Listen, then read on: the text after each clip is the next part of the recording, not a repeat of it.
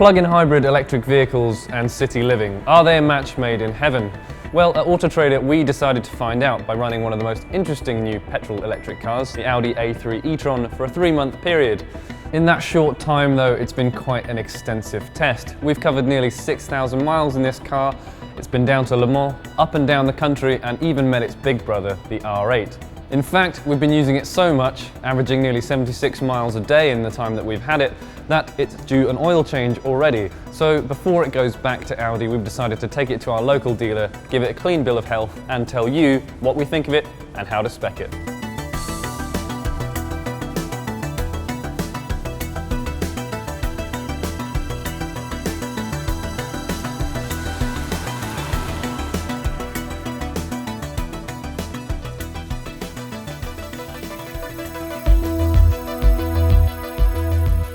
Probably my favourite thing about this car has to be just how quiet it is. Whether the electric motor or the petrol engine is working, you can't hear a thing, and it means every commute is really stress-free. In fact, it's almost like driving around in a pair of noise-cancelling headphones. Part of the appeal of high-tech cars like the e-tron is that they're all about connected mobility.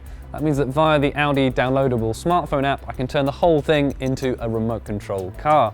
I can use this to unlock the car, turn the lights on and off, and even precondition the aircon so that it's nice and cool and I can step in on a hot day in total comfort.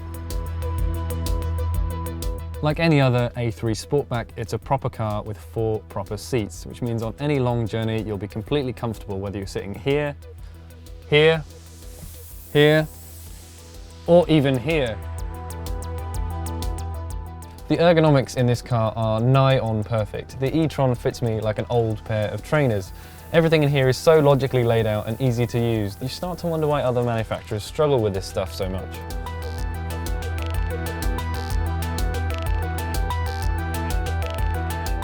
Every time you start up the e-tron, it defaults to pure EV mode, but at the push of this button, here you can change to hybrid hold, and that'll store up your electric juice, which means you can save it for driving around in the city emissions free. It's one of my favourite features, and it's really easy to use.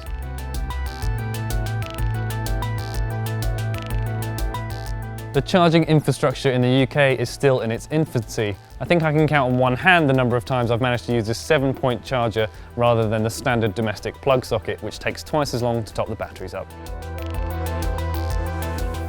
This massively heavy charging cable is all very well if you've got a nice driveway or wall box that you can pop it in at home, but we do most of our charging either here in the underground lair near my flat or at the office outside. So as you can see, this thing's pretty battered and bruised. In fact, it's so heavy, feels like going weightlifting every single time you plug in the car in.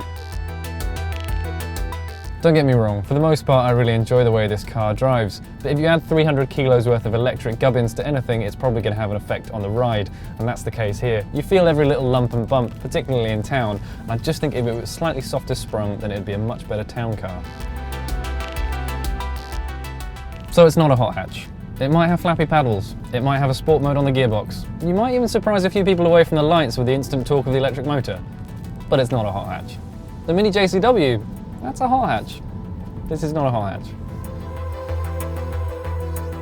Humans are, let's face it, a pretty forgetful bunch, and while it's nice that the charging port is hidden away here behind the 4 rings in the grille, there's also no warning in the car to tell you that you've accidentally left it open, which means it's all too easy to drive away with the front of your car hanging off, which must be the automotive equivalent of driving away with your flies undone.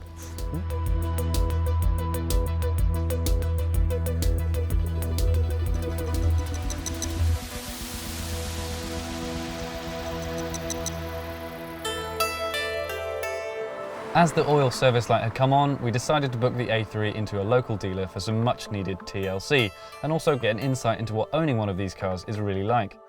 The staff at Watford Audi were all friendly and really helpful when we arrived, and workshop manager Dave Costa sat us down to talk through the various different options available to e-tron buyers, including the MMI Connect and A3 e-tron app services.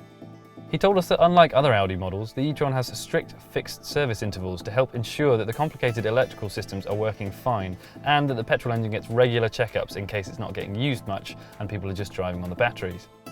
We also had the chance to watch the work being carried out from behind the glass and in the comfort of the customer lounge, and grabbed a quick coffee too. After all, it was free. Right, this is where we talk value for money. We're going to run through some of the options that were fitted to our test car, tell you what worked and what didn't for us, and give you some advice on the must-haves if you're planning on speccing your A3 e-tron in the near future. Fortunately for us, the e-tron is probably one of the best equipped A3s in the range, but having lived with it for a while, there's definitely a few items of optional equipment that have proved to be essential.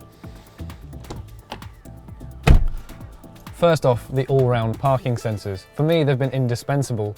Parking space is at a real premium near my flat, and when you need to park with millimetre precision, having those acoustic sensors is much better than scraping the bumpers, so it's 250 quid extremely well spent.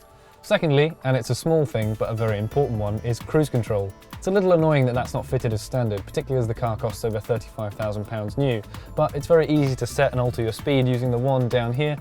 Having said that, I'd be tempted by the adaptive cruise control. It's a little bit more expensive, but it means the car really does the work for you. It'll brake all the way down to 0 and ultimately give you that bit more peace of mind. Now, I never thought I'd find myself recommending a sunroof, particularly not for £950, but I have to say I've found myself using the one on the A3 more than I thought I would. It's great on sunny days and it really brightens up this interior, although that money is probably better spent on heated seats, electric lumbar support and the lovely Bang & Olufsen sound system. Finally, these 18-inch alloy wheels. They might look absolutely great, but they don't do the ride any favours. They increase the CO2 output, and you can get exactly the same smart turbine design in a 17-inch rim for absolutely nothing. With our service completed and the e-tron given a clean bill of health, it's in tip-top condition, ready to go back to Audi. All in all, I have to say I've been pretty impressed with the e-tron. It's a relaxing tonic to the test cars I'm usually jumping in and out of, and it really eases the burden of travel. The low CO2 and electric range has definitely saved us money as well, even just on our parking permit and congestion charges alone. I have to say though, with just 26 miles average electric range, you need to be charging this car twice a day, and that's hard to do if you've got nowhere to park it at home. And that's something that a lot of city dwellers will struggle with.